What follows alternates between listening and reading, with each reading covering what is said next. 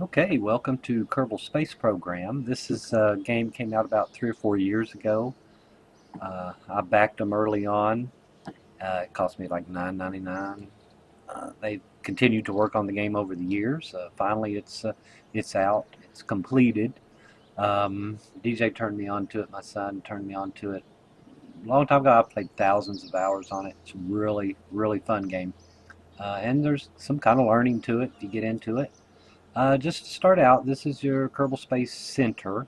The buildings, when you start out, aren't this big. They start out kind of modest, and you have to grow to get this big. The premise of the game is basically in the vehicle assembly building. You build your rocket or your spacecraft. You take it out to the launch pad. You launch it into space. Hopefully, it'll get into space. Get into orbit around a planet or a moon. Do some science. Come home. Land, hopefully safely, and bring that science back, take it to the research facility here, and you can buy new technologies. Starting out, you start out, like I said, modest, but you grow. You get bigger fuel tanks. You get let's see, here's fuel tanks. You get more parts. You get rover wheels. You can build a rover to rove around on other planets or moons. Build your rover and send it to the moon. Let it do some science. Down here you got your science, your electrical parts. You can't be out in space without, battery and solar panels. You need those. More experiments as you grow, as your space center grows. Hopefully you'll be able to, complete the tech tree here. Let's take a look at some of the planets. Of course, this is Kerbin where you start. You can see all the experiments that you do. There's surface land, splashdown, flying low over Kerbin, flying high over Kerbin. You also got the moon, surface landing, in space high, in space low. There's no atmosphere on the moon, of course, so no water either. There's no splashdown. You've got Duna. It's the analog for our Mars. Of course, it's got a little satellite moon here called Ike. You can land on it.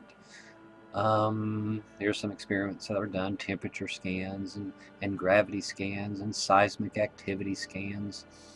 There's different biomes that you can go to, so once you get to Duna, you can go to the poles if you want to. You can land on the pole.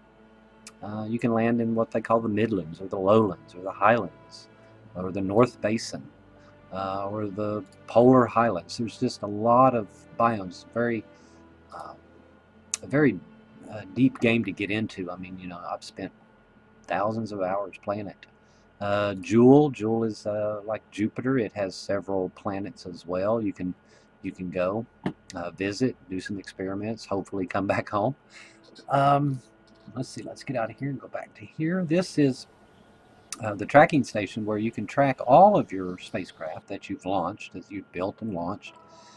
Um, you've got a list of them over here. Some of them are flags where I've landed on other planets and other moons and left my mark. Space stations, relay networks. Um, let's click on one and just kind of show you here. Let's pick this one. Early on as Pod, she got shipwrecked, so I had to go up to rescue her. And you can't just launch from the space center and pick her up. You have to wait till she's in the right position. She has to come around, Kerbin. She has to be right about here by the time you launch, so that when you launch and you get to here, she'll be here and you can rendezvous.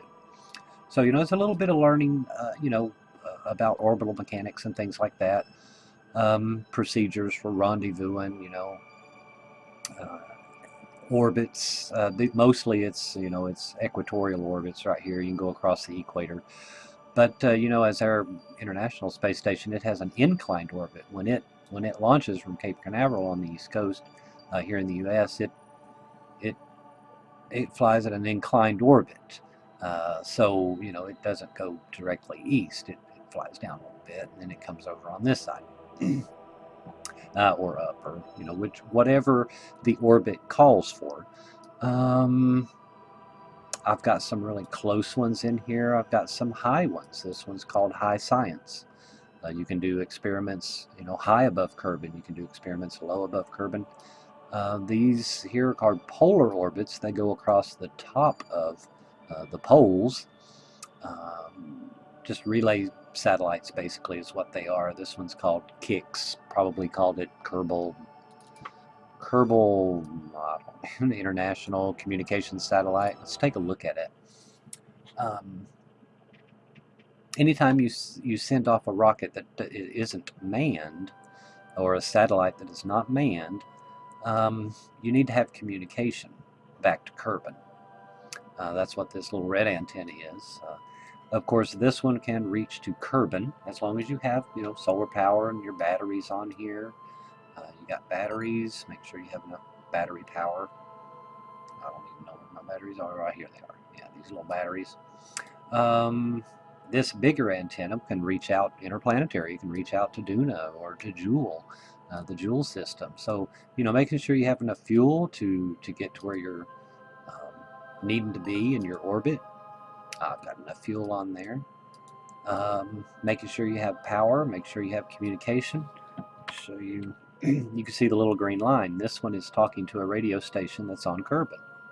So anything else that can reach this satellite can talk to Kerbin. You can get your science back down to Kerbin. Let's see. Yeah, I built in several a mission that took several launches over several days. I built this space station. I got the solar powers, got the battery, I've got some, reaction control systems, so I can spin it or turn it around so that it can face the sun, get the sun solar panels charged up there, the batteries charged up. I've got a couple of scientists in here. They're doing science, of course, in the lab. You bring a soil sample from the moon, you drop it off at the lab, they produce some data and some science, and they send it back to Kerbin with the antenna here. Our pilot, unfortunately, she's become a resident because here's her vehicle that I launched up to rendezvous with the space station. I've got the landing legs on it. Everything's ready to come back. However, I forgot parachutes, so she'll be staying for a while. Now this craft can still go to the moon if it needs to. I've got extra fuel on board. Can refuel Datrid's spacecraft. She can travel about, so she just can't land on Kerbin for a while. But different types of fuel. You've got your rocket fuel, your RCS fuel. You can hear them talking. I've got a little mod that allows them to talk. A couple of mods. Now, if you get the game, it's not going to look like this. I've got some mods that give me specific information. I've got an alarm clock that will give me specific information, rendezvous times, like 10 days from now I've got a rendezvous. It's just a real fun game to learn about space and mechanics of rockets and aerodynamics and orbital mechanics, and it's just a real fun game. Let me get out of here and go back to the tracking station here. Yeah, like I said, a real fun game. If you're into this sort of thing, you can spend hours and hours on the game. Of course, here's the moon. I've landed a couple of times on the moon, and let's focus the view on it. And you can put your flags down every time you land if you want to. Have your little Kerbal get out. I've got an incline or a polar orbit here. I've got some communication satellites flying around, some relay satellites. They're on. This one's kind of fallen out of. They're too close. I need to slow one of them down or speed one of them up, kind of get them separated. So, as long as they're on each side of the planet, you can still communicate back to Kerbin. Let's see if we've got any communication back to Kerbin. Let's fly this one for a moment. And you can see that's just a little communication satellite there. Looks like science. He's got his antenna up. I think I have a temperature gauge down here. I think Yeah. What's the temperature of space around the moon? Well, what is the temperature? You have to have something to heat up. There's nothing out there to heat up or cool down. What is the temperature? It's just, questions like that. This game really helps you, um, want to learn or get to learn, get your kids interested in it, um, those types of questions. Checking the communication. Yeah, see, I've got a link. That's what you want to look for. You want to look for that link back to Kerbin. Um, let's see. So this satellite can connect to any, or all of these other satellites that are flying around. So he's got a good connection. He is also relaying some information from these. These are connected to him if they need to talk to somebody on this side of the planet. Of course, they will send the signal up. This one will bounce it off to that one. That one will bounce it back to Kerbin. You can do this interplanetary as long as you got a powerful antenna, and just kind of watching the connections. You can kind of speed up time here. 1 second here on Earth is 1 second here in the game, so it does let you speed it up. And let's speed it up just a little bit more, and you can see how the communication satellites work. They keep in contact with the with the home base, with the home Kerbal Space Center. Bring that, get that science, send it back home, get that money. With the money, you can buy larger technology to go further and further. So let's kind of zoom out here a little bit. Now, Kerbin has another moon called Minmus, and let's focus view on it. I have been to Minmus. I have landed on Minmus. I do a lot of work out here at Minmus. It's just easier, I think, to land on Minmus. Lighter, lower gravity. I don't crash into Minmus as often as I crash into the moon. It's very challenging to land on the moon, and you can see here I've got a couple of satellites that are off. They need, essentially you can have 3, but I have 4. One over here, one over here, one down here, one up here. But they're off kilter there a little bit. I'll have to slow one down, speed one up. Just managing your satellites, your communication. Let's zoom on out now. If you were to launch toward Minmus, if you boost a little bit further, you'll actually be in orbit around the sun. You'll be in an orbit around the sun, just very close, to Kerbin. But if you can boost out a little bit more, you might be able to, like these satellites here, I'm sending to the Joule system.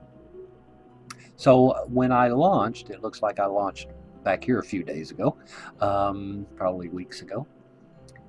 They will be going to the Joule system, which is over here.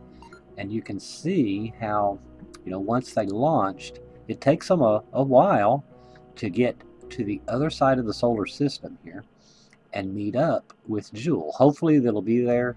They'll start their injection burn. Of course, I control all of that. Or you could have it set up remotely. There's mods that you can buy that do it automatically. As long as you have that connection. If you lose a connection, then you're just a dead stick. The mission's, failed mission. But basically, it's your own mission. You don't have set parameters to do things if you don't want to. It's a sandbox game. You can see here I've got a couple that are heading to Eve. Looks like they left back a while ago. Unless I've, sped up time and they've accidentally passed. But, these are going to enter into Eve's influence, the sphere of influence, so I can start getting science back. I think I have one sent to the moon. Does it have a moon? I'm not sure if it has a moon. It does. It has a moon called Gilly, and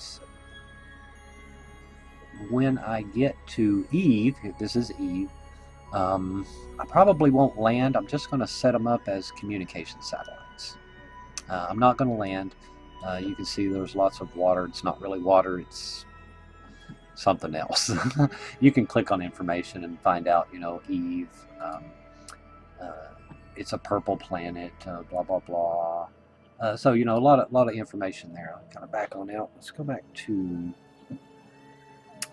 Joule. I've got a couple of going to Joule. I like Joule. It's kind of like our Jupiter. It's a large green gas giant. You can't land on it, of course, but you could set up a network of satellites around it, communication satellites. So in case you want to send a mission to Lathe, um, maybe do some experiments, maybe land in the water. It's a water world. Um, very hard to land on land, of course. But maybe that's your plan. Build your rocket and do it. We've got Vol over here. Vol. Oh, it looks like a little frozen planet, but maybe it would be challenging to land on Vol. To get to the Joule system, send a satellite over around Joule, or I'm sorry, Vol. Let's go to Duna, because I have a satellite on Duna. I've got a couple of satellites around Duna that are actually relaying. Here's Duna's moon, Ike. I've got a couple of satellites over there as well. A couple of communication satellites. These look like they're set up pretty good. They're spaced pretty decent. I can communicate with. What have we got here? We've got a rover. Let's switch to the rover. I've built a mission to send a rover to Duna. It was really exciting and rewarding, let's say, to get your rocket to Duna, get into orbit around Duna, slow down, get your landing vehicle into position, land, and right now I've got it propped up on its landing legs. Of course, it came in with a parachute. There is some atmosphere here, so it came in with a parachute. I've got it propped up on its legs. I don't want it to roll off if for some reason the battery power fails, if I didn't put enough battery power, not enough solar panels on. In fact, I think I don't have enough. By the time the Duna spins around at nighttime, I run out of battery charge. So, I try to keep one battery on standby and one battery it's charging right now. You can see the battery is charging up. I think I keep one battery on standby. No, I don't. But, check the temperature, check the seismic activity, check the gravity. There's so many experiments that you could do, and then send that information back with your antenna here to from the red planet to Duna. It's a beautiful planet. I like this one. There's nothing really to do here. You just land in different biomes. Like I said, the polar. I can go to the poles, or I can go to the highlands or the midlands and do science and get that sent back to Duna. Here's the connection right now, and it doesn't look like we're in a position to actually talk to Kerbal right now. I just have a connection to here, but it won't be too long before this this satellite down here, this satellite network link, comes back into a position to where one of these satellites will talk to it.